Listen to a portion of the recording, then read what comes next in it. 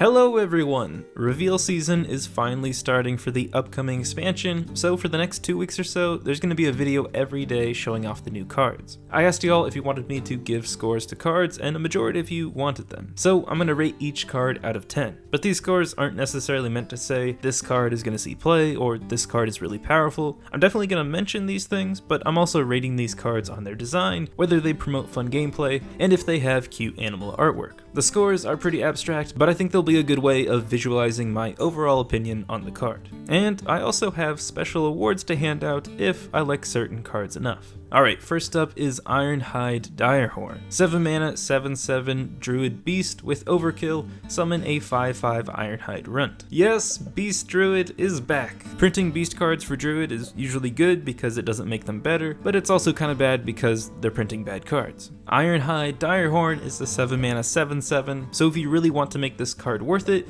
you need to get that Overkill. And this is kind of tough for two different reasons. The first is that this actually has to survive out on the board for your first turn in order for you to be able to attack with it next turn and get the Overkill. A big minion like this with Overkill is going to be a guaranteed target for your opponent, so if they're able to remove it, they're probably going to. And that means you really just played a 7 mana 7/7.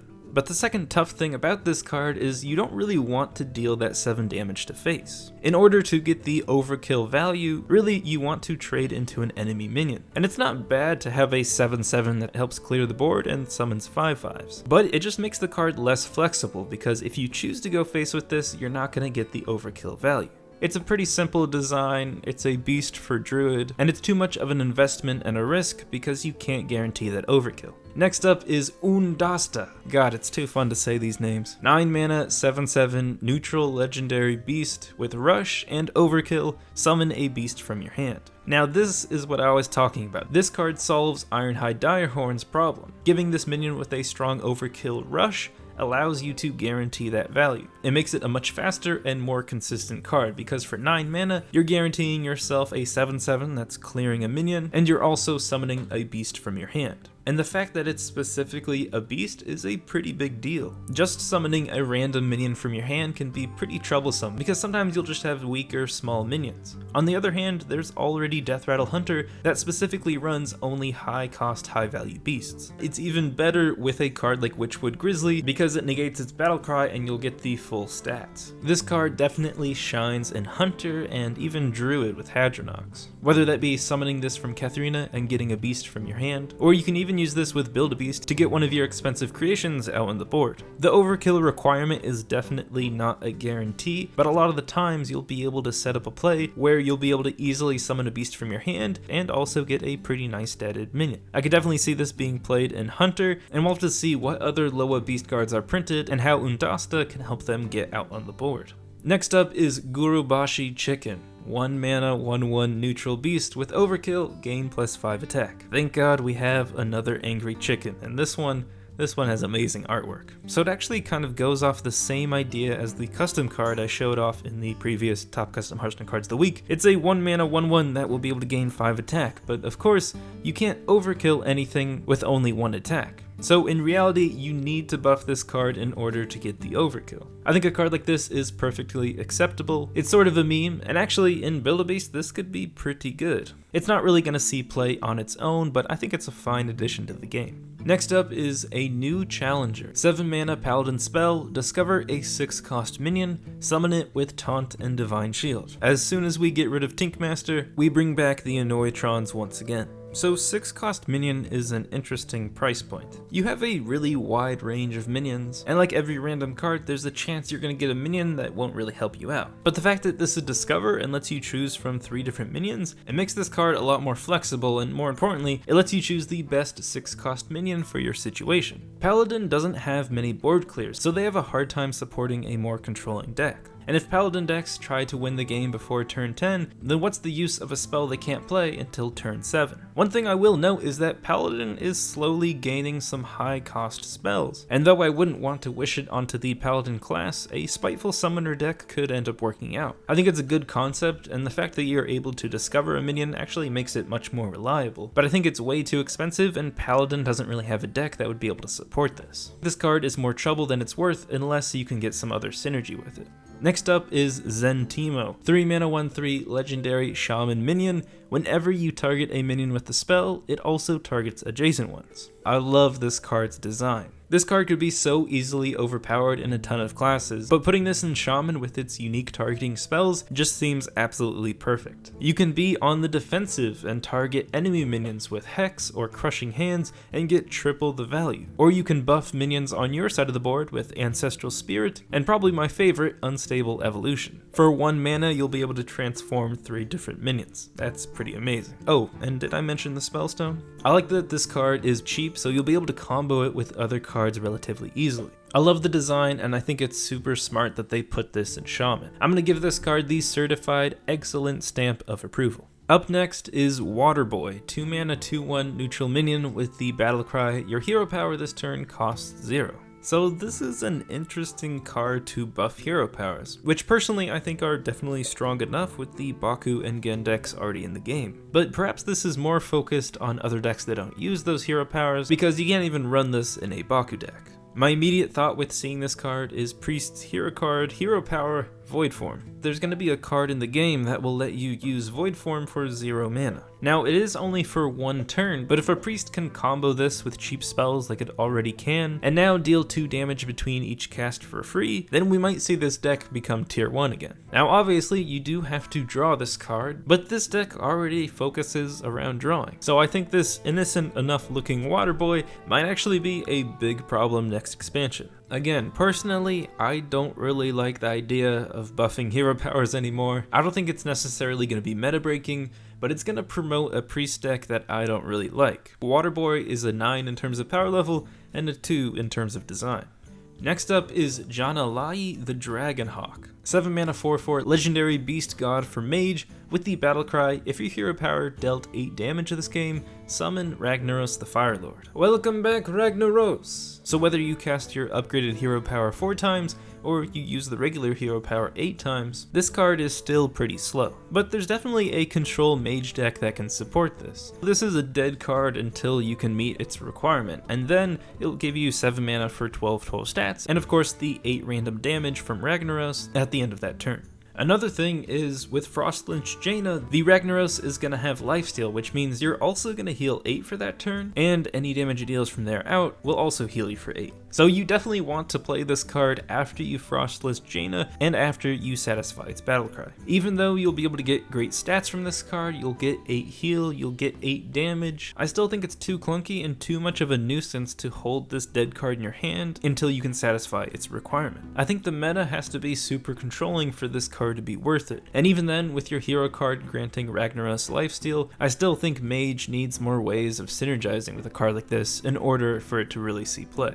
Next up is Spirit of the Dragonhawk, 2 mana 0/3 Spirit for Mage with stealth for 1 turn. Your hero power also targets adjacent minions. So looking back at Baku and Gen, this is for a Gen deck, which would mean for 1 mana you'd be able to deal 3 damage. And again, you have to look at Frostlynch Jaina, which if you could get lucky and set up the board right, would be able to spawn you 3 water elementals. I think this Spirit is kind of a bust for Mage, and along those lines is Daring Fire Eater, 1 mana 1/1 minion for Mage with the battlecry, your next hero power this turn deals 2 damage more. With Daring Fire Eater comboed with Spirit of the Dragonhawk, you're able to deal 3 damage across 3 minions, equaling 9 damage. That already satisfies the battlecry requirement of the Loa Beast God. If you're running a Frostlynch Jaina deck, if you're running a control deck, if you're running the Dragonhawk, you're playing a slow control deck. And while Daring Fire Eater and Spirit of the Dragonhawk could work against cheaper aggro minions, they're not cards that you really want to use in a control deck. You want to have removal, you want to have taunt, some way of dealing with the early game, and then a bunch of value at the end. Where I think Waterboy is dangerous because you can play it in any class, Daring Fire Eater and Spirit of the Dragonhawk just don't really work in Mage, and I don't really like their design, and I don't think they're going to be that good.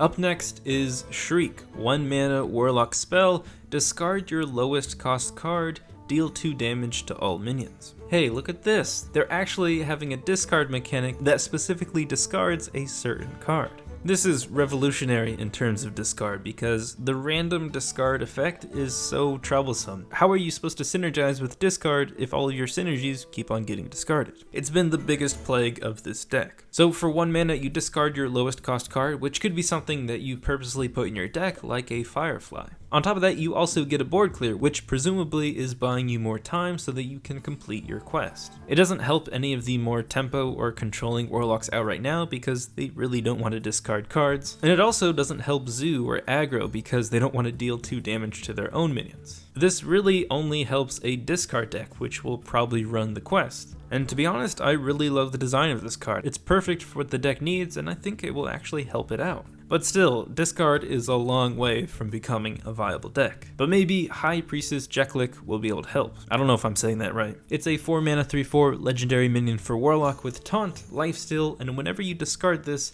add 2 copies of it to your hand. Clutch Mother Zavas was one card I really liked because it's a card where you can continue to discard it and it will keep on getting you value. This legendary actually gets better with every discard. 4 mana 3/4 with Taunt and Lifesteal is nothing amazing, but the Lifesteal is definitely good. The crazy thing about this is the amount of value you can get. With just 1 discard, you double the amount in your hand. That means there's twice the chance next turn that one of these is going to get discarded. And that means you can repeat the process again and again until your hand is full. This is a card where when you discard it, it actually increases your hand size. This is really solid for discard, and it looks like Blizzard is actually bringing their A game to try to make this a viable deck. I don't know how many years they've tried to do this, but maybe this is the year. And so to complement this discard deck, we also have Reckless Dire Troll and Soul Wanderer. 3 mana 2/6 with Taunt, with the battlecry discard your lowest card, and 6 mana 6/6 with the battlecry add 3 random cards you discarded this game to your hand. Reckless Dire Troll is pretty good, it's anti-aggro. Again, you're able to discard a specific card, and even if you do have to discard 1 minion that you don't really want to, Soul Warden allows you to add 3 cards you discarded back to your hand. Now, if you're playing in line with Shriek and Reckless Dire Troll, these are probably going to be smaller minions. But that's not necessarily bad, because 6 mana 6/6, Battlecry, add 3 cards to your hand is good even if they're cheap minions. I don't know what to say, I'm a bit surprised, but this discard Warlock seems really solid. Now, these are only 4 cards, 7 in total that you can put into your deck. That's not enough to make a good deck, but you can include some other discard cards that are pretty decent, and I think you'll be able to complete the quest more reasonably. It's going to be tough though, because there's still going to be games where you have to discard a card you don't want to.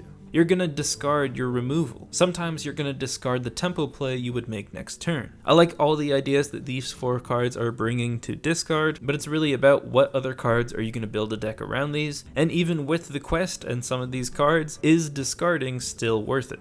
Last up, we have Smolderthorn Lancer. 3 mana 3/2 warrior minion with the battlecry. If you're holding a dragon, destroy a damaged enemy minion. It's a pretty simple card. It's a 3 mana execute that also gets you a minion body, but it does require that you have dragons. Because this is 3 mana, you'd actually be able to play in a Baku deck, so it could be pretty good for control. The biggest issue though is that you have to hold a dragon while playing it, and right now Warrior isn't really known for their dragons. Maybe Warrior Recruit with Dragon Hatcher, Ysera, Malagos, Alexstrasza, maybe even Nizdormu. There are ways that a control warrior could include some dragons. The question is though, are there enough dragons for this to be consistent so that they could use this as a single target removal when they needed to? I gotta put this card in the middle of the pack because what this really tells me is that they're gonna print some dragons for warrior. Whether they're neutral dragons or hopefully specifically for warrior, it's gonna be interesting what direction they go with the dragons and if they'll all work together with Smolderthorn Lancer and maybe some other dragon synergies in a Baku deck. Let's see if they end up pushing a control dragon warrior. Alright, those are all of the cards revealed for this episode. Let me know your thoughts down below. This was definitely one of the longer ones because of all the cards revealed on the live stream. I'll be back tomorrow with some more cards, but until then, ta-ta.